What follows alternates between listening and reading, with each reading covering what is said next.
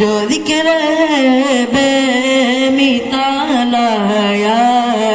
कमालाया गुरु रे हुरो का तुर डाला लगाते माथे पे दिल खुदा ने गुरु रे हुरो का तुर डाला लगाते माथे पे दिल खुदा ने जो काले रंग का ओ नाम तेरा बिलालाया कमालाया नबी का लब पर जो जिक्र बेमितालाया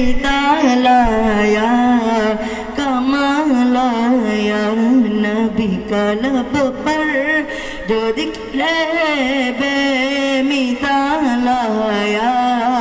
कमालाया उमर के जुर्रत पे जाओ कुर्बा तेरे सरो इसे रजिन से लड़ जा उमर के जुर्रत पे जाओ कुर्बा जिससे शैतान भी है लड़ जा उमर के आने से तो कुफ्र पर जो जवालाया कमालाया नबी का लब पर जो जिक्र कमालाया नबी का लब पर जो जिक्र है बेमितालाया कमालाया मितालाया कमालाया। আসসালামু আলাইকুম ওয়া রাহমাতুল্লাহি ওয়া বারাকাতুহু। যে সকল ভাইয়েরা বাইরে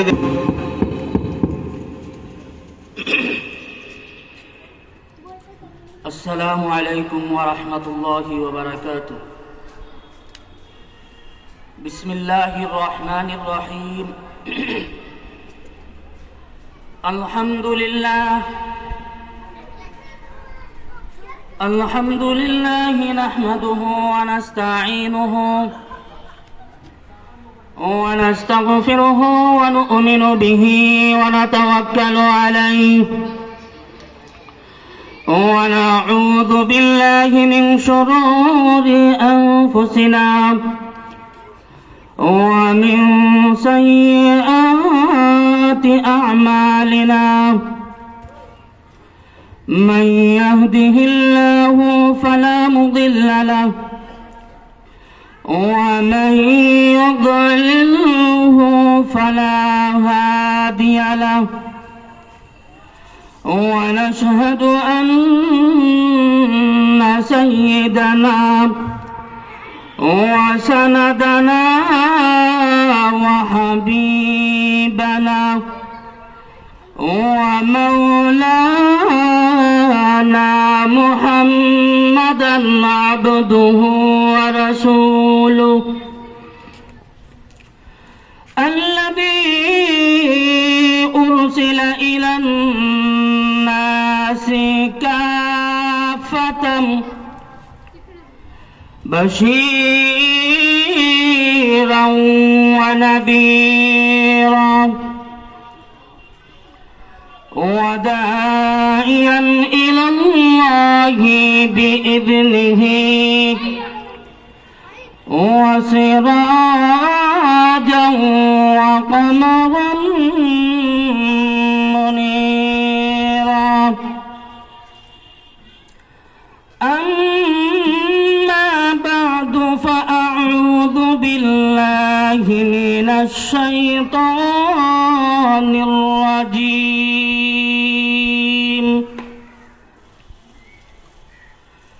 بسم الله الرحمن الرحيم.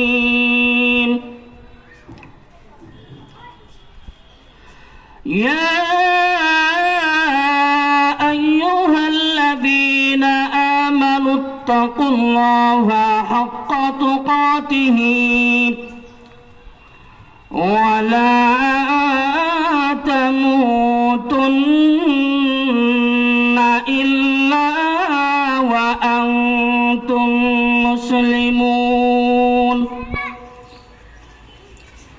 الله وسلم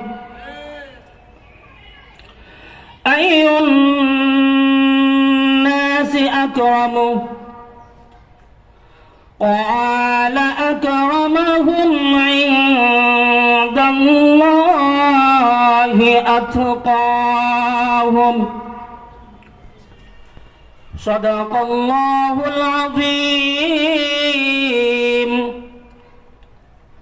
وصدق رسوله النبي الكريم ونحن على ذلك لمن الشاهدين والذاكرين والحمد لله رب العالمين سبحانك لا علم لنا إلا ما علمتنا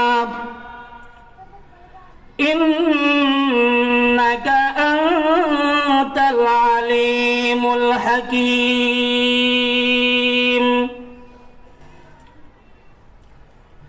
हर लहज़ा मोमिन की नई शान नई आन हर लहज़ा मोमिन की नई शान नई आन गुफ्तार में किरदार में अल्लाह की बुरहान गुफ्तार में किरदार में अल्लाह की बुरहान قهاري وغفاري وقدوسي وجبروت قهاري وغفاري وقدوسي وجبروت ये चार अनासर हो तो बनता है मुसलमान ये चार अनासर हो तो बनता है मुसलमान हमसाया जिब्रील यमी बंदाए खाकी उसका नसीमन न बुखारा न बदख्शान है उसका नसीमन न बुखारा न बदख्शान ये राज किसी को नहीं मालूम के मुमीन قارين الله لا إله إلا الله لا إله إلا الله अंदाज़ा बयां अगरचे बहुत शौक नहीं है अंदाज़ा बयां अगरचे बहुत शौक नहीं है शायद के उतर जाए तेरे दिल में मेरी बात शायद के उतर जाए तेरे दिल में मेरी बात या वसात अफलाक में तकबीर मुसलसल या वसात अफलाक में तकबीर मुसलसल या खाक के आगोश में तस्बीह मुनाजात या खाक के आगोश में तस्बीह मुनाजात ओ मज़हब मर्दान खुद आगाह खुदा मस्त ओ मज़हब मर्दान खुद आगाह खुदा मस्त ए मज़हब मुल्ला व जमादात व नबातात ये मज़हब मुल्ला व जमादात व नबातात ला इलाहा इल्लल्लाह ला इलाहा इल्लल्लाह मुहम्मदुर रसूलुल्लाह सल्लल्लाहु अलैहि वसल्लम। সৈয়দ মুগনি একতা যুব সংঘ কর্তৃক আয়োজিত সপ্তম বার্ষিক ওয়াজ মাহফিলের চলমান অধিবেশনের মুহতারাম সভাপতি সামনে উপবিষ্ট হযরত উলামায়ে কেরাম মুরব্বিয়ানে কেরাম আজিজ তলাবায়ে কেরাম, কলিজার টুকরা সমবয়সী প্রাণের স্পন্দন যুবক ভাইয়েরা, পর্দার আড়ালে অবস্থানরত শ্রদ্ধেয়া মুহতারামা মা ও বোনেরা, সর্বপ্রথম আল্লাহ পাক রব্বুল আলামিনের শুকরিয়া আদায় করি যে আল্লাহ পাক রব্বুল আলামিন আমাদেরকে আসরের নামাজের পরে এই মুবারকপূর্ণ মাজলিসে আসার এবং বসার, তথাপি দ্বীনের নিসবতে উলামায়ে কেরামের জবান থেকে কিছু আলোচনা শোনার এবং কিছু আলোচনা করার যে তৌফিক দান করলেন, এই জন্য রব্বে করিমের শুকরিয়া আদায় করি। সবাই জুড়ে সুরে উচ্চ আওয়াজে সমস্বরে বলি আলহামদুলিল্লাহ। প্যারে হাজিরিন, এই সমস্ত মাহফিল অত্যন্ত গুরুত্বপূর্ণ মাহফিল। প্যারা নবী সাল্লাল্লাহু আলাইহি ওয়াসাল্লাম এই সমস্ত মাহফিল সম্পর্কে বলেন, যেই সমস্ত মাহফিলে কোরআন এবং হাদিস শরীফ তথা সুন্নাহর আলোচনা হয়, আল্লাহ এবং আল্লাহর রাসূলের আলোচনা হয়, প্যারা নবী রহমতে আলম সাল্লাল্লাহু আলাইহি ওয়াসাল্লাম বলেন, এই সমস্ত মাহফিল জান্নাতের বাগান। তো নবী করিম সাল্লাল্লাহু আলাইহি ওয়াসাল্লামের এই সুসংবাদ শুনে আমরা বেজান না খুশি? তো আলহামদুলিল্লাহ, এই সমস্ত মাহফিলে আমরা অংশগ্রহণ করতে পারলাম, এই জন্য আবারও আল্লাহ পাক রব্বুল আলামিনের শুকরিয়া আদায় করি আলহামদুলিল্লাহ। তো কোরআন এবং হাদিস থেকে আলোচনা হবে এই সমস্ত মাহফিলে, আমরা মনোযোগ সহকারে শোনার চেষ্টা করব এবং আমলের নিয়তে শোনার চেষ্টা করব। আমরা যারা আলোচনা করতেছি, আমরাও ইনশাআল্লাহ আমলের নিয়তে আলোচনা করার এবং আলোচনা শোনার জন্য তৌফিক দান করেন। কারণ এই সমস্ত মাহফিলে যদি আমরা একেবারে লিল্লাহিয়তের সাথে, ইখলাসের সাথে, একমাত্র আল্লাহকে রাজি এবং খুশি করার জন্য যদি আলোচনা হয় এবং আলোচনা শোনা হয়, উম্মতের উলামায়ে কেরাম বলেন, যদি আমাদের নিয়ত শুদ্ধ হয়, অর্থাৎ আমাদের নিয়ত যদি পরিষ্কার হয়, শূন্যওয়ালা এবং বন্যওয়ালা উভয়ের যদি ইচ্ছা এবং উভয়ের মনোবাসনা যদি এইটাই হয় একমাত্র রেজায়ে মাওলা, যে আল্লাহকে রাজি এবং খুশি করার জন্য আমাদের আলোচনা শোনা, আমাদের আলোচনা করা, তো উম্মতের উলামায়ে কেরাম বলেন, বান্দার সমস্ত সগীরা গুনাহ আল্লাহ পাক রব্বুল আলামিন মাফ করে দেন। উলামায়ে কেরাম আরেকটু আকবারে বলেন, যদি কোনো গুনাহকে যদি আল্লাহর সাথে নিসবত বা সম্পর্ক যুক্ত করা হয়, তাহলে আল্লাহর কাছে কোনো গুনাহ বড় নাই। আল্লাহ পাক রব্বুল আলামিন সব গুনাহ মাফ করতে পারেন। আর কোনো গুনাহকে যদি বান্দার দিকে নিসবত করা হয়, সম্পর্ক যুক্ত করা হয়, তাহলে কোনো গুনাহ ছোট নাই। একটা সগীরা গুনাহ বারংবার করার কারণে যদি আমি জাহান্নামের আগুনে জ্বলতে হয়, তাহলে আমার জন্য এই সগীরা গুনাহটাই আমার ধ্বংসের জন্য যথেষ্ট। এই জন্য উলামায়ে কেরাম বলেন, বান্দা যখন একেবারে আল্লাহকে রাজি আর খুশি করার জন্য যখন এই সমস্ত মাহফিলে এক আসবো এবং আলোচনা শুনবে এবং আলোচনা করবে একমাত্র আল্লাহকে রাজি আর খুশি করার জন্য, তখন উম্মতের উলামায়ে কেরাম বলেন, বান্দার সগীরা কবিরা সব গুনাহ আল্লাহ পাক রব্বুল আলামিন মাফ করে দিবেন। সুবহানাল্লাহ। তো প্রিয় হাজিরিন, সময় অত্যন্ত অল্প, আমি আপনাদের সম্মুখে কালামুল্লাহ শরীফের একখানা আয়াতে কারিমা পাঠ করেছি এবং প্যারা নবী সাল্লাল্লাহু আলাইহি ওয়াসাল্লামের অসংখ্য অগণিত হাদিস থেকে একখানা হাদিস শরীফ পাঠ করেছি। যদি আল্লাহ পাক রব্বুল আলামিন আমাকে তৌফিক দান করেন, তাহলে আয়াত এবং হাদিসকে সামনে রেখে কিছু আলোচনা করার চেষ্টা করব। আজকে এখানে যিনি মূল আলোচক,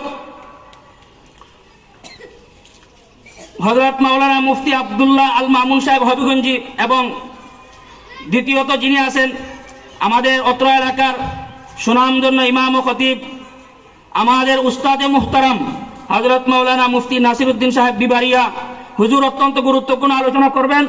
আমরা হযরত এবং আরো অন্যান্য যারা মেহমানবৃন্দ আছেন তাদের আলোচনা শোনার চেষ্টা করব। তাই আমরা অযথা সময় নষ্ট না করে আমরা মাহফিলে যাতে অংশগ্রহণ করতে পারি। তো প্রিয় হাজিরিন, তেলাওয়াতকৃত আয়াতের মধ্যে আল্লাহ পাক রব্বুল আলামিন বলেন, يا أيها الذين آمنوا اتقوا الله حق تقاته ولا تموتن إلا وأنتم মুসলিমুন। আল্লাহ পাক রব্বুল আলামিন বলেন, হে ঈমানদারগণ, তোমরা আল্লাহকে যথাযথ ভাবে ভয় করো, অর্থাৎ আল্লাহকে যেভাবে ভয় করা উচিত সেভাবে ভয় করো, এবং মুসলমান না হয়ে মৃত্যুবরণ করো না। এই আয়াতের মধ্যে আল্লাহ পাক রব্বুল আলামিন তাকওয়া তথা খুদাভীতির গুরুত্ব বুঝিয়েছেন। কারণ তাকওয়া হচ্ছে এমন একটা গুরুত্বপূর্ণ বিষয়, তাকওয়া হচ্ছে এমন একটা কষ্টিপাথর। যদি তাকওয়া আমার আপনার অন্তরে আল্লাহর ভয় যদি জাগ্রত হয়ে যায়, তাহলে আমাদের দ্বারা আর কখনো গুনার কাজ হওয়া সম্ভব না। তাই কালামুল্লাহ শরীফ পাক রব্বুল আলামিন গুরুত্ব দিতে গিয়ে বিভিন্ন সূরায় বারংবার শুধু তাকওয়ার কথাই বলছেন। আরেক সূরায়, সূরা তাওবার 119 নম্বর আয়াতের মধ্যে আল্লাহ পাক রব্বুল আলামিন বলেন, ইয়া আইয়ুহাল্লাযীনা আমানুত্তাকুল্লাহা ওয়া কুনু মা'আস সাদিকিন। হে ঈমানদারগণ, তোমরা আমি আল্লাহকে ভয় করো এবং সত্যবাদীদের সাথে থাকো।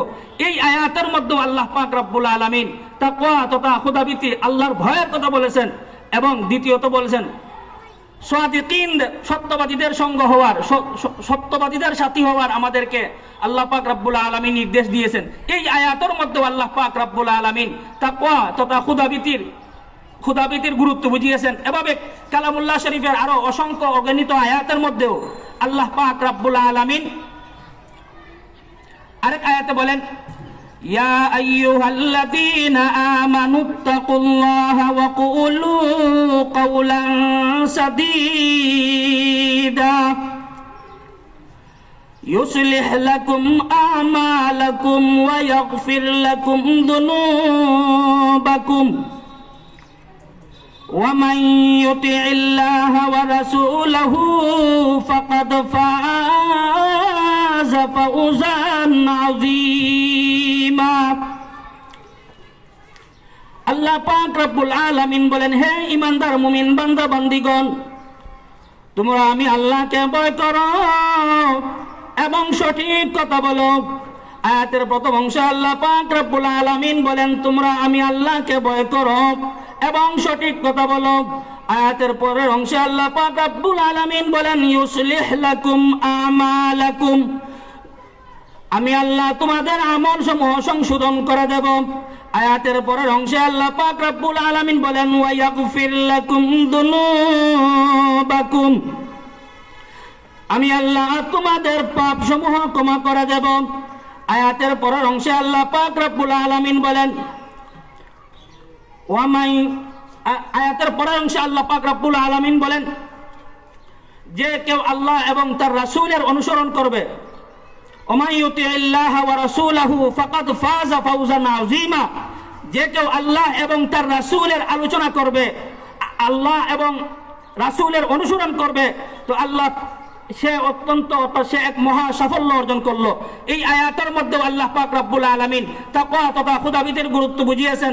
তো প্রিয় হাজরিন, তাকওয়া এমন গুরুত্বপূর্ণ একটা বিষয়, আল্লাহ পাক রব্বুল আলামিন কালামুল্লাহ শরীফের আরো অনেক জায়গায় আমাদেরকে শুধু বলছেন, হে ঈমানদারগণ তোমরা তাকওয়া অবলম্বন করো, হে ঈমানদারগণ তোমরা তাকওয়া অবলম্বন করো। তো এই বিষয়টা মুফাসসিরিনে কেরাম তাকওয়ার সংজ্ঞা দিতে গিয়ে বলেন যে তাকওয়া কি, অর্থাৎ তাকওয়া হচ্ছে ভয় করা, অর্থাৎ সমস্ত পাপ কাজ থেকে আল্লাহকে ভয় করে এবং নবী করিম সাল্লাল্লাহু আলাইহি ওয়াসাল্লামের সুন্নাহ মোতাবেক জীবন পরিচালনা করার নাম হচ্ছে তাকওয়া। তাকওয়ার সংজ্ঞা দিতে গিয়া হাফেজ ইমাদউদ্দিন ইবনে কাসির রাহমাতুল্লাহি আলাইহি হযরত ওমর রাদিয়াল্লাহু তাআলা আনহু হযরত উবাই ইবনে কাব রাদিয়াল্লাহু তাআলা আনহুকে প্রশ্ন করেছিলেন, হে উবাই তাকওয়া কি? তখন হযরত উবাই ইবনে কাব রাদিয়াল্লাহু তাআলা আনহু ওমর রাদিয়াল্লাহু তাআলা আনহুকে প্রশ্ন করলেন, হে ওমর তুমি কি কখনো কাঁটাদার জঙ্গল দিয়ে অতিক্রম করেছো? তখন ওমর রাদিয়াল্লাহু তাআলা আনহু বলেন, জি আমি অতিক্রম করেছি। তখন হযরত উবাই ইবনে কাব রাদিয়াল্লাহু তাআলা আনহু বললেন, এই সমস্ত রাস্তা অতিক্রম করার সময় তুমি কিভাবে অতিক্রম করো? তখন হযরত উমর ফারুক রাদিয়াল্লাহু তাআলা আনহু বলেন, এই সমস্ত রাস্তা অতিক্রম করার সময় আমি এমন ভাবে চলাফেরা করি যেভাবে চলাফেরা করলে আমার শরীরের মধ্যে একটা কাটার আছরজ না লাগে, এভাবে আমি চলাফেরা করি। তখন হযরত উবাই ইবনে কাব রাদিয়াল্লাহু তাআলা আনহু বলেন, দুনিয়ার মধ্যে মানুষ এমন ভাবে চলাফেরা করবে, দুনিয়ার মধ্যে বসবাস করবে, দুনিয়ার মধ্যে চলাফেরা করবে, উঠা বসা করবে, জিন্দেগি বসর করবে, কিন্তু দুনিয়ার মহব্বত অন্তরে ঢুকাবে না। তো এই যে হযরত ওমর ফারুক রাদিয়াল্লাহু তাআলা এই প্রশ্ন করলেন এবং তাকওয়ার কথা বললেন, তখন ওমর রাদিয়াল্লাহু তাআলা আনহুর বুঝে এসে গেল যে তাকওয়া হচ্ছে এমন ভাবেই চলা যেভাবে দুনিয়ার মধ্যে চলাফেরা করলে দুনিয়ার মহব্বত যাতে আমার অন্তরে না ঢুকে। এই জন্য তাকওয়ার কয়েকটা স্তর আছে। অর্থাৎ তাকওয়া প্রথমত হচ্ছে আল ইত্তিকা ওয়া আনিশ শিরক, অর্থাৎ শিরিক থেকে বেঁচে থাকা। যেই সমস্ত কাজ শিরিক হয়, আল্লাহর সাথে শরীক হয়, এই সমস্ত কাজ থেকে বেঁচে থাকবো। দ্বিতীয়ত হলে আল ইত্তিকা ওয়া আনিল কাবাইর, অর্থাৎ কবিরা গুনাহ সমূহ থেকে আমরা বেঁচে থাকবো। তৃতীয়ত হচ্ছে আল ইত্তিকা ওয়া আনিস সাইয়্যাত, তৃতীয়টা হচ্ছে ছোটখাটো গুনাহ থেকে অর্থাৎ সগীরা গুনাহ থেকে বেঁচে থাকবো তাকওয়ার। চতুর্থ নম্বর স্তর হচ্ছে সন্দেহযুক্ত জিনিস থেকেও আমরা বেঁচে থাকবো তাকওয়ার। চতুর্থ নম্বর স্তর হচ্ছে সন্দেহ এবং শুভ আসে অন্যান্য কাজে, এটা থেকেও আমরা বেঁচে থাকবো। আর 5 নম্বর আরেকটা স্তর হচ্ছে তাকওয়ার আল আরাদু আম্মা সিওয়াল্লাহ, অর্থাৎ গায়রুল্লাহ থেকে সবসময় আমরা বিমুখ থাকবো। তো এই সমস্ত সবগুলা বিষয়, অর্থাৎ তাকওয়ার যে সংজ্ঞা, তাকওয়া কয় প্রকার, এই যে আমরা বললাম যে তাকওয়া প্রথমত আমরা আল্লাহর সাথে শরীক করব না এবং কবিরা গুনাহ থেকে বেঁচে থাকবো। আর অন্যান্য শুবহাত হয়, সন্দেহ আসে, ওই সমস্ত গুনাহ থেকেও আমরা বেঁচে থাকবো। কারণ আমি যদি এই সমস্ত কাজ থেকে বেঁচে থাকতে পারি তাহলে আমার দুনিয়াও সফল হবে, আখিরাতও সফল হবে। আর যখন তাকওয়া আমার অন্তরে, আল্লাহর ভয় আমার অন্তরে যদি অর্জন করতে পারি তাহলে আমার দুনিয়াও সফল হবে, আখিরাতেও সফল হবে। কারণ আমি যদি আমার অন্তরে যদি তাকওয়া থাকে, খুদাভীতি আমার অন্তরে যদি থাকে, তাহলে আমি কখনো আমার দ্বারা গুনার কাজ হওয়া সম্ভব না। তাকওয়া তথা খুদাভীতি যখন আমার অন্তরে থাকবে, যখন আমি গুনার কাজের ইচ্ছা করব, তখন আমার অন্তরে স্মরণ হয়ে যাবে যে আমি কিভাবে গুনার কাজ করব। আমার আল্লাহ পাক রব্বুল আলামিন তো এখন যদি আমি গুনাহ করি তাহলে আল্লাহ পাক রব্বুল আলামিন আমাকে শাস্তি দিবেন। তো এই সময় যখন আমার অন্তরে আল্লাহর ভয় চলে আসবে, তখন আমার দ্বারা আর কখনো গুনার কাজ সম্ভব না। তাকওয়া তখন খুদাভীতি যদি আমার ব্যক্তি জীবনে চলে আসে, তাকওয়া তথা খুদাভীতি যদি আমার পরিবারে চলে আসে, তাকওয়া তথা খুদাভীতি যদি আমার সামাজিক জীবনে চলে আসে, তাকওয়া তথা খুদাভীতি যদি আমাদের রাষ্ট্রীয় সমাজে চলে আসে, তাহলে আমাদের দুনিয়াও সফল, আখিরাতেও সফল। এই জন্য তাকওয়া আমরা অবলম্বন করতে হবে। আর তাকওয়া অবলম্বন করতে হলে তাকওয়াবানদের কাছে আমরা যাইতে হবে। আর এর জন্য আল্লাহ পাক রব্বুল আলামিন বলেন কুনু মা'আস সাদিকিন, আর সত্যবাদীদের সঙ্গী হইব। মুফাসসিরিনে কেরাম তাফসীরের কিতাবে লেখেন যে সর্বপ্রথম নবী আলাইহিস সালাম সর্বযুগের নবী একরাম, আর দ্বিতীয়ত সাহাবায়ে কেরাম, তাবেঈন, তবে তাবেঈন, আইম্মায়ে মুজতাহিদিন এবং প্রত্যেক জমানার হক্কানি উলামায়ে কেরাম। কারণ হক্কানি উলামায়ে কেরামের কাছে যদি আমি যাই, হক্কানি উলামায়ের সংস্পর্শে যদি আমি যাই, তাহলে হক্কানি উলামায়ে কেরাম যেভাবে কুরআন সুন্নাহ মোতাবেক জীবন পরিচালনা করেন, হক্কানি উলামায়ে কেরাম যেভাবে নবী করিম সাল্লাল্লাহু আলাইহি ওয়াসাল্লামের সুন্নাহ মোতাবেক জীবন পরিচালনা করেন, আমরাও সেভাবে জীবন পরিচালনা করতে পারবো। তাই আমরা এই ইচ্ছা করা উচিত যে আমরা যেভাবে চললে আমাদের দুনিয়া আখিরাত ফায়দা হয়। আজকে তো আমরা ওয়াজ শুনি ঠিকই, কিন্তু আমরা আমল করি না। এই জন্য আমরা বলনেওয়ালা এবং আমরা যারা শুননেওয়ালা সবাইকে আল্লাহ পাক রব্বুল আলামিন আমলের নিয়তে বলার এবং শোনার তৌফিক দান করুন। যে আলোচনাটা আসলে হচ্ছে, আমরা আসলে শুনি ওয়াজ তো পাড়াই হয়, কিন্তু আমরা দেখা গেছে আমরা ওয়াজ আমলের নিয়তে শুনি না। এই জন্য আমলের নিয়তে যদি আমরা শুনতাম তাহলে আমাদের জীবনটা সফল হয়ে যাইত। এই জন্য আল্লামা ইকবাল রাহিমাহুল্লাহ বলেন, মাকসাদহু আগার তারবিয়তে লাল বদখশা, मकसद हो अगर तरबियत लाल बदखशा, बेसौद है बैठके हुए खुर्शीद का परतू, बेसौद है बैठके हुए खुर्शीद का परतू, दुनिया रवायात के बंदों में गिरफ्तार, दुनिया रवायात के बंदो में गिरफ्तार, क्या मदरसा वालों की तो गोदो, क्या मदरसा वालों की तो गोदो, कर सकते थे जो अपने जमाने की इमामत, कर सकते थे जो अपने जमाने की इमामत, वो कोहना दिमाग अपने जमाने को है पैरो, ओ कोहना दिमाग अपने जमाने को है पैरो। तो আল্লামা ইকবাল রাহিমাহুল্লাহ বলেন তরবিয়ত, আমাদের উদ্দেশ্য হলো তরবিয়ত গ্রহণ করা। কারণ আমরা যখন আলোচনা শুনবো, আলোচনা থেকে যখন আমরা তরবিয়ত গ্রহণ করব, তখন আমাদের অন্তরে এই অনুশোচনা আসবে আমরা কিভাবে আমাদের জীবনটাকে সংশোধন করতে পারি, আমাদের জীবনটাকে কিভাবে দুনিয়া আখিরাতে যেভাবে আমরা সফলতা অর্জন করতে পারি, সেভাবে সফল করতে হলে আমরা কিভাবে চলতে হবে। এই জন্য প্রথমত আমি আল্লাহ পাক রব্বুল আলামিনের বিধান লঙ্ঘন করব না। অর্থাৎ আল্লাহ পাক রব্বুল আলামিন যে আমাকে বলছেন 5 ওয়াক্ত নামাজ আমরা জামাতের সহিত আদায় করব, 5 ওয়াক্ত নামাজ জামাতের সহিত আদায় করার পরে আরো অন্যান্য যে ইবাদত বন্দিগি আছে এগুলো আমরা করব। অর্থাৎ রমজান মাস আসলে রমজান মাসের রোজা পালন করব, আমার উপর হজ ফরজ হয়ে গেলে আমি হজ করব, আমার উপর যাকাত ফরজ হয়ে গেলে আমি যাকাত আদায় করব, আমার উপর যখন পর্দা ফরজ হয়ে যাবে তখন আমি পর্দা পালন করব। যখন আমি এই সমস্ত ভাবে যখন আমলি নিয়তে যখন আমি একটা একটা করে যখন আমার আমল নিজেকে সংশোধনের জন্য যখন আমি এগিয়ে যাব, তখন আল্লাহ পাক রব্বুল আলামিনও আমাকে নুসরত করবেন, আমাকে আপনাকে নুসরত করবেন, সাহায্য করবেন। কারণ আমি যদি যখনই নিয়ত করব আমাকে পরিবর্তন করার, তখন আল্লাহ পাক রব্বুল আলামিন আমাকে পরিবর্তন করার তৌফিক দান করবেন। এখন তো আমরা নিয়ত করি না, আমরা তো নিয়ত করি, আমরা বলি যে আমরা ইবাদত বন্দিগি করব, কিন্তু আমরা ইবাদত বন্দিগির জন্য আমরা সময় নির্ধারণ করি না। কারণ এমনি আমরা সংশোধন হয়ে যাইতে পারবো না। কারণ সংশোধন হইতে হলে আগে আমার পূর্ণ ইচ্ছা লাগবে।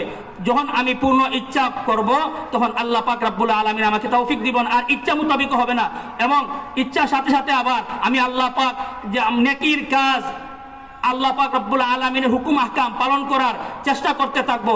যখন যখন চেষ্টা এবং কাজে যখন আমার চেষ্টাটাকে যখন মিলিয়ে নিব, তখন আল্লাহ পাক রব্বুল আলামিন আরো অন্যান্য নেক কাজের করার তৌফিক দান করবেন। তো প্রিয় হাজিরিন, আমরা তাকওয়াবান, আসল আজকের আলোচনার উদ্দেশ্য হলো আমরা কিভাবে তাকওয়াবান হতে পারি। কারণ তাকওয়ার আসল হচ্ছে তাকওয়া। হযরত ইবনে আব্বাস রাদিয়াল্লাহু তাআলা আনহু বলেন, রাসুদ্দিন তাকওয়া, অর্থাৎ দ্বীনের মূলই হলো তাকওয়া, তথা দ্বীনের সারাংশই হলো তাকওয়া, অর্থাৎ দ্বীনের মূল ভিত্তি হচ্ছে তাকওয়া। কারণ তাকওয়া যদি আমার অন্তর হয়ে যায়, হাসিল হয়ে যায়, তাহলে আমি আমার ইবাদত বন্দিগিটা এবং নবী করিম সাল্লাল্লাহু আলাইহি ওয়াসাল্লামের সুন্নাহ মোতাবেক করতে পারবো। যদি আমার তাকওয়া না আসে তাহলে আমার দ্বারা কিছুই সম্ভব না করা। এজন্য তাকওয়া যখন আসবে, তাকওয়া যখন আমার ব্যক্তি জীবনে বাস্তবায়ন করতে পারবো, তখন আমার দ্বারা আর কখনো গুনার কাজ হবে না। তাকওয়া যখন আমার পরিবারের মধ্যে স্থাপন করতে পারবো, তখন আমার পরিবারটা হয়ে যাবে আদর্শপূর্ণ একটা পরিবার।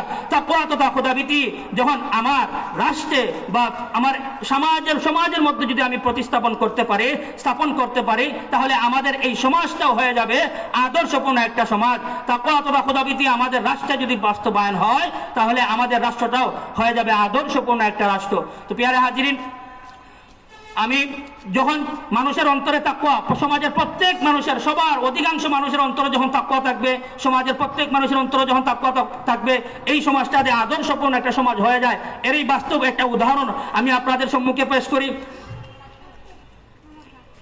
বিখ্যাত আলেমে দ্বীন আবুল হাসান আলী নাদভী রাহিমাহুল্লাহ মাযা খাসিরাল আলামু বিইনহিতাতিল মুসলিমিন নামক কিতাবের মধ্যে লেখেন, হযরত নবী করিম সাল্লাল্লাহু আলাইহি ওয়াসাল্লামের যখন ইন্তেকাল হয়ে গেল, যখন নবী করিম সাল্লাল্লাহু আলাইহি ওয়াসাল্লাম আমাদেরকে ছেড়ে চলে গেলেন এবং মুসলিম জাহানের খলিফা নিযুক্ত হলেন হযরত আবু বকর সিদ্দিক রাদিয়াল্লাহু তাআলা আনহু। আবু বকর সিদ্দিক রাদিয়াল্লাহু তাআলা আনহু যখন খলিফাতুল মুসলিমিন নিযুক্ত হলেন, আবু বকর সিদ্দিক রাদিয়াল্লাহু তাআলা আনহু খলিফাতুল মুসলিমিন নিযুক্ত হয়েই হযরত ওমর ইবনুল খাত্তাব রাদিয়াল্লাহু তাআলা আনহুকে মুসলিম জাহানের প্রধান বিচারপতি, চিফ জাস্টিস নিয়োগ করলেন। একজন হলেন সরকারের নির্বাহী প্রধান অর্থাৎ আমিরুল মুমিনিন, আর হযরত ওমর ফারুক রাদিয়াল্লাহু তাআলা আনহু হলেন প্রধান বিচারপতি। তো আবু বকর সিদ্দিক রাদিয়াল্লাহু তাআলা আনহু 2.5 বছর খেলাফতের দায়িত্ব পালন করেছিলেন। এই 2.5 বছরের প্রথম 2 বছর হযরত উমর ইবনুল খাত্তাব রাদিয়াল্লাহু তাআলা আনহু প্রধান বিচারপতি পদে অধিষ্ঠিত ছিলেন, অর্থাৎ প্রধান বিচারপতি ছিলেন। 2 বছর পার হওয়ার পর হঠাৎ একদিন উমর ফারুক রাদিয়াল্লাহু তাআলা আনহুর দরবারে উপস্থিত হয়ে বলতে লাগলেন, ইয়া খলিফাতুল মুসলিমিন মা হাজাতা বি ইনদা কওমিল মুমিনিন। হে খলিফাতুল মুসলিমিন আবু বকর, আমার মতো প্রধান বিচারপতির কোনো প্রয়োজন নেই মদিনাবাসীর, এই জন্য আমি এই পদ থেকে পদত্যাগ করলাম। আমার ভাইয়েরা, তখন খলিফাতুল মুসলিমিন আবু বকর সিদ্দিক রাদিয়াল্লাহু তাআলা আনহু হযরত ওমর ফারুক রাদিয়াল্লাহু তাআলা আনহুকে বলতে লাগলেন, হে প্রধান বিচারপতি ওমর, আমার খেলাফতের প্রথম দিন থেকে নিয়ে আজ 2 বছর অতিক্রম হয়ে গেল। এতদিন পর্যন্ত আপনি এ পদে অধিষ্ঠিত ছিলেন, কিন্তু আজ 2 বছর পার হওয়ার পর হঠাৎ করে আপনি এ পদ থেকে পদত্যাগ করতে চান কেন? হে ওমর, আমাকে এর কারণটা বিস্তারিতভাবে বলেন না। আমার ভাইরা, যখন আবু বকর সিদ্দিক রাদিয়াল্লাহু তাআলা আনহু হযরত ওমর ফারুক রাদিয়াল্লাহু তাআলা আনহুকে বললেন, তখন হযরত ওমর ফারুক রাদিয়াল্লাহু তাআলা আনহু কোনো জবাব দেন না। এভাবে বারংবার হযরত আবু বকর সিদ্দিক রাদিয়াল্লাহু তাআলা আনহু ওমর ফারুক রাদিয়াল্লাহু তাআলা আনহুকে বলতে লাগলেন, হে ওমর, আমাকে এর কারণটা আপনি বলেন না, কেন আপনি এই পদ থেকে পদত্যাগ করতে চান? আমার ভাইয়েরা, তখন হযরত ওমর ফারুক রাদিয়াল্লাহু তাআলা আনহু বললেন, হে খলিফাতুল মুসলিমিন, আপনার খেলাফতের প্রথম দিন থেকে নিয়ে আজ পর্যন্ত 2 বছর অতিক্রম হয়ে গেছে। আমি প্রতিদিন রাষ্ট্রীয় কাজে, বিচারিক কাজে আমি আমার অফিসে যাই, অর্থাৎ আমি আমার বিচার কার্যে যাই। 2 বছরের ভিতরে মদিনার একজন মানুষও একটা চুরির মামলা নিয়ে আমার দরবারে হাজির হয় নাই। মদিনার একজন মানুষও আমার দরবারে একটা খুন ধর্ষণের মামলা নিয়ে হাজির হয় নাই। মদিনার প্রত্যেক একটা মানুষও আমার দরবারে আজ পর্যন্ত একজন মানুষও চিন্তায় এবং অন্যান্য যত অপরাধ আছে কোনো একটা অপরাধের মামলা নিয়েও আমার দরবারে উপস্থিত হয় নাই। তাই খামোখা আমি এই পদের মধ্যে থেকে লাভ কি? আমি এই পদ থেকে পদত্যাগ করতে চাই। তখন হযরত ওমর ফারুক রাদিয়াল্লাহু তাআলা আনহু যখন বললেন, আজকে 2 বছর হয়ে গেল, 2 বছরের ভিতরে আমার আদালতে মদিনার একজন মানুষও আমার আদালতে মামলা নিয়ে আসে না, তাই আমি এই প্রধান বিচারপতির পদটা খামোখা রেখে লাভ কি? এই জন্য আমি এই পদত্যাগ করতে চাই। তখন হযরত ওমর ফারুক রাদিয়াল্লাহু তাআলা আনহুকে হযরত আবু বকর সিদ্দিক রাদিয়াল্লাহু তাআলা আনহু বললেন, হে ওমর, মদিনার মানুষ কেন আপনার আদালতে মামলা নিয়ে আসে না? কেন আপনার আদালতে মামলা নিয়ে আসে না? এর মানে কি মদিনার মানুষ কি কোনো অপরাধ করে না? মদিনার মানুষ কি কোনো অপরাধ করে না? মদিনার মানুষের কি কোনো অপকর্ম করে না? মদিনার মানুষ কি কোনো আল্লাহর অনাফরমানিতে লিপ্ত হয় না? তখন ওমর ফারুক রাদিয়াল্লাহু তাআলা আনহুকে যখন এই কথা আবারও বললেন, মদিনার মানুষ কেন আপনার আদালতে মামলা নিয়ে আসে না? তখন ওমর ফারুক রাদিয়াল্লাহু তাআলা আনহু বললেন, হে আবু বকর সিদ্দিক রাদিয়াল্লাহু তাআলা আনহু, মদিনার মানুষ কেন আমার আদালতে মামলা নিয়ে আসবে? কারণ মদিনার মানুষ আল্লাহর সংবিধান তথা 30 পারা নাজিলকৃত কোরআনের সংবিধান অনুযায়ী মদিনার মানুষ চলে। তাই মদিনার মানুষ কেন অপরাধ করবে? মদিনার মানুষ তো আল্লাহর সংবিধান অনুযায়ী চলে, এই জন্য মদিনার মানুষ কোনো অপরাধ করে না। আরেকটা কারণ হযরত ওমর ফারুক রাদিয়াল্লাহু তাআলা আনহু বললেন, ওয়া হুম ইয়াঈশুনা ফি যিলালিল কুরআন, মদিনার মানুষ কোরআনের ছায়ার তলে বসবাস করে, তাই অপরাধ করে না। 3 নম্বর আরেকটা কারণ বললেন, মদিনার প্রত্যেকটা মানুষের অন্তরে রয়েছে আল্লাহর ভয়। কারণ আল্লাহর ভয় যে মানুষের অন্তরে স্থাপন হয়ে যাবে, তখন এই মানুষ আর কোনো অপরাধ করতে পারে না। এই জন্য আল্লাহ রাব্বুল আলামিনও তাকওয়ার গুরুত্ব বুঝিয়েছেন। আর এদিকে হযরত ওমর ফারুক রাদিয়াল্লাহু তাআলা আনহু যে ঘটনাটা বললাম, তখন ওমর ফারুক রাদিয়াল্লাহু তাআলা আনহু যখন এই কথাগুলো বলা শেষ করলেন, তখন আবু বকর সিদ্দিক রাদিয়াল্লাহু তাআলা আনহু চিন্তায় পড়ে গেলেন। বললেন, হে ওমর, কেন আপনার আদালতে মামলা নিয়ে আসে না? যখন এই কারণগুলোর উত্তর যখন দিয়ে দিলেন, তখন হযরত ওমর ফারুক রাদিয়াল্লাহু তাআলা আনহুর শুকরিয়া আদায় করলেন এবং বললেন, আসলে কোরআনের সংবিধান অনুযায়ী যদি আমাদের দেশও চলে, কোরআনের সংবিধান অনুযায়ী বিশ্বের যে কোনো দেশ চলে, সেই দেশ হয়ে যাবে আদর্শপূর্ণ একটা সমাজ, আদর্শপূর্ণ একটা রাষ্ট্র, আদর্শপূর্ণ একটা দেশ হয়ে যাবে। এই জন্য কোরআনের সংবিধান আজকে আমাদের যারা দেশের কল্যাণকামী আছেন, আজকে তো আমরা জানি আমাদের দেশের যারা কল্যাণকামী, যারা সত্যিকার অর্থে দেশের কল্যাণ চান, আমরাও যদি আমাদের দেশে যদি কোরআনের সংবিধান অর্থাৎ কোরআনই সংবিধান যদি আমাদের এই দেশে চালু করতে পারতাম, তাহলে আমাদের দেশটাও এরকম শান্তিপূর্ণ হয়ে যাইত। যেভাবে হযরত ওমর ফারুক রাদিয়াল্লাহু তাআলা আনহু বললেন, 2টা বছর চলে গেছে কিন্তু একটা অপরাধ হয় না। কিন্তু আমাদের দেশের থানাগুলা দেখেন তো, আমাদের দেশের কোর্টগুলা দেখেন তো, প্রত্যেকটা আদালতে কি পরিমাণ মামলা আছে। কারণ আমাদের এক একটা আদালত এমন আছে হাজার হাজার মামলা, প্রতিদিন শত শত মামলা হয়, প্রতি মাস শত শত মামলা হয়, কিন্তু আমাদের কোনো প্রতিকার হচ্ছে না। আমাদের আইন শৃঙ্খলা বাহিনী যথেষ্ট পরিমাণ তারা চেষ্টা সাধনা করে যাচ্ছেন কিভাবে সমাজটাকে অপরাধমুক্ত রাখতে চান, কিন্তু আসল কারণ হচ্ছে যতই আপনারা যত ধরনের ব্যবস্থাই নেন না কেন, যদি মানুষের অন্তরে যদি আল্লাহর ভয় যদি না থাকে, তাহলে এই মানুষ কখনো অপরাধ ছাড়তে পারে না। কারণ আপনি আজকে জেলে নেবেন তো কালকে ছেড়ে দিবেন, তো সে কালকে আইসা আবার অপরাধ করবে। এই জন্য সে যদি পরকালের জবাবদিহিতার ভয় যদি আমার অন্তরে থাকতো, আমার অন্তরে যদি আল্লাহর ভয় থাকতো, আমার অন্তরে যদি আল্লাহ পরকালের জবাবদিহিতা থাকতো, তাহলে আমি একটা অপরাধ করার আগে আমার এই চিন্তা আসতো যে কাল কিয়ামতের মাঠে অর্থাৎ পরকালে আমি আল্লাহর কাছে জবাবদিহি করতে হবে।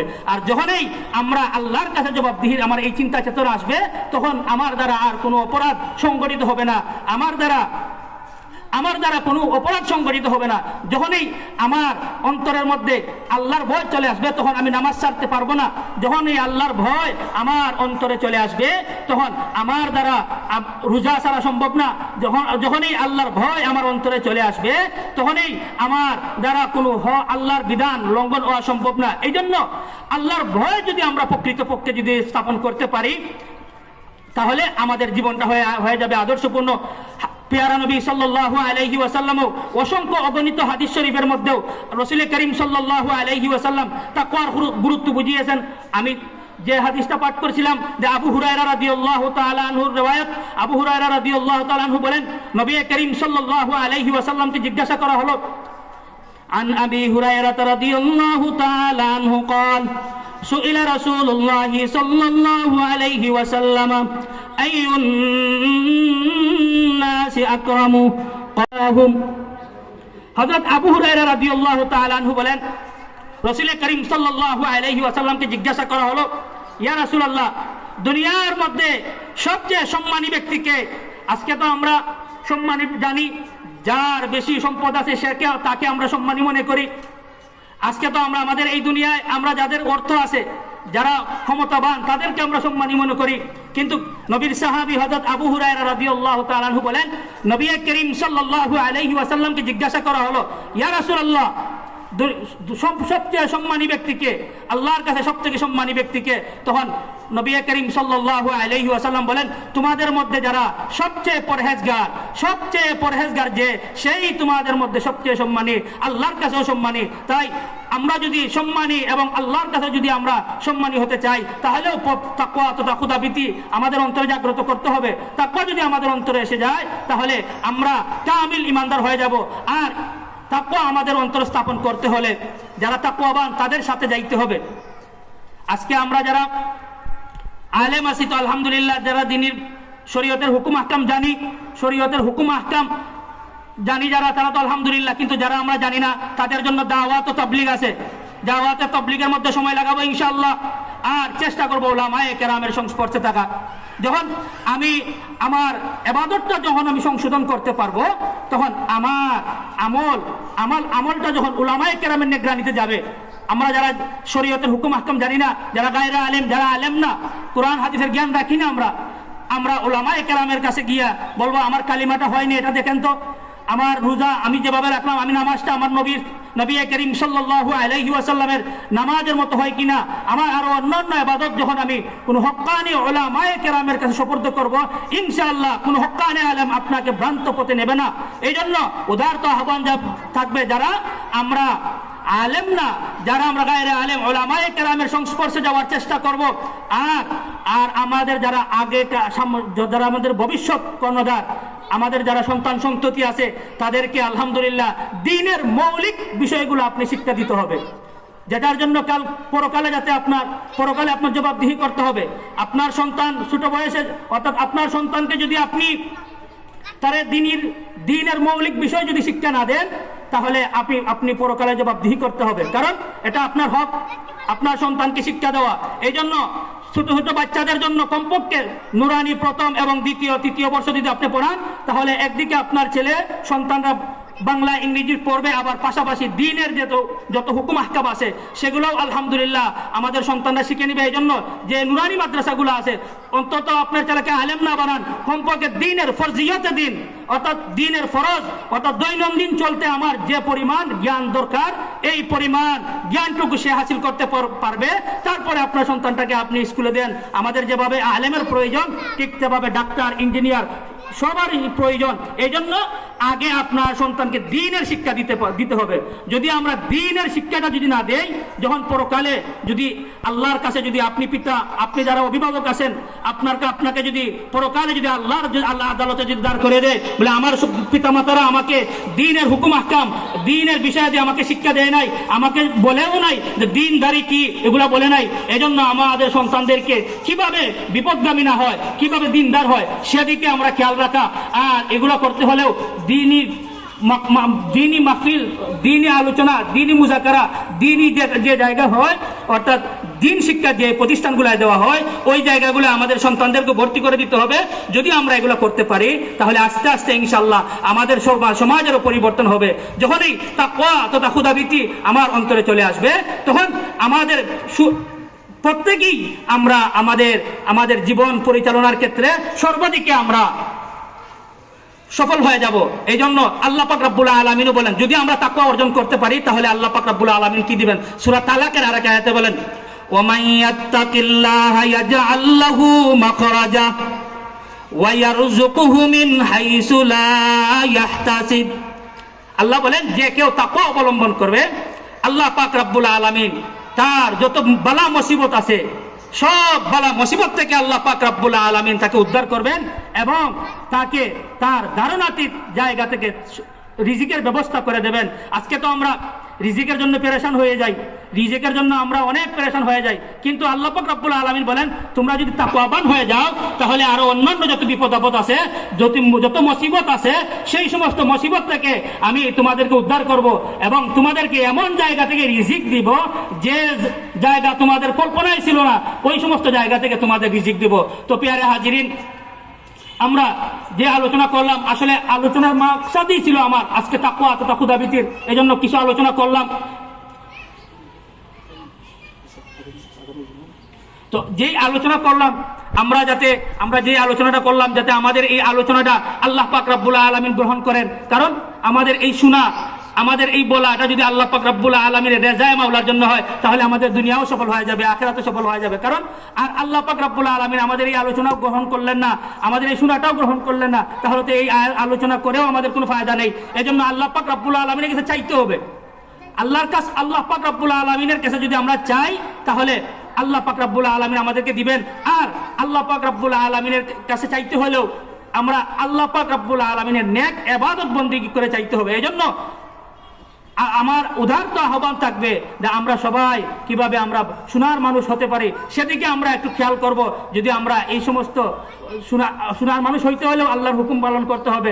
আল্লাহর হুকুম যদি আমরা পালন করি, তাহলে পরকালে আল্লাহ পাক রব্বুল আলামিন আমাদেরকে জান্নাত দিবেন, যেটার ওয়াদা আল্লাহ পাক রব্বুল আলামিন করেছেন, যে মুমিনদেরকে আল্লাহ পাক রব্বুল আলামিন যে আমাদেরকে জান্নাত দেওয়ার জন্য সৃষ্টি করেছেন। এখন যদি আমরা দুনিয়াতে আসার পরে যদি আমাদের যদি দুনিয়া বলে আমাদের জীবনটা শেষ করে দেই, তাহলে আমাদের খাসিরাত দুনিয়া ওয়াল আখিরা, দুনিয়াও আমাদের শেষ, আখিরাতেও আমাদের ধ্বংস। এই জন্য আল্লাহ পাক রব্বুল আলামিন যাতে আমাদেরকে হেদায়েত দান করেন এবং আমাদের দুনিয়ার জীবনটা যাতে সফলতা দান করেন। এই জন্য নবী করিম সাল্লাল্লাহু আলাইহি ওয়াসাল্লামের সুন্নাহ মোতাবেক যাতে আমাদের জীবন পরিচালনা করার তৌফিক দান করেন এবং আমরা যাতে তাকওয়াবান হয়ে যাতে আমরা এই দুনিয়া থেকে ত্যাগ করতে পারি।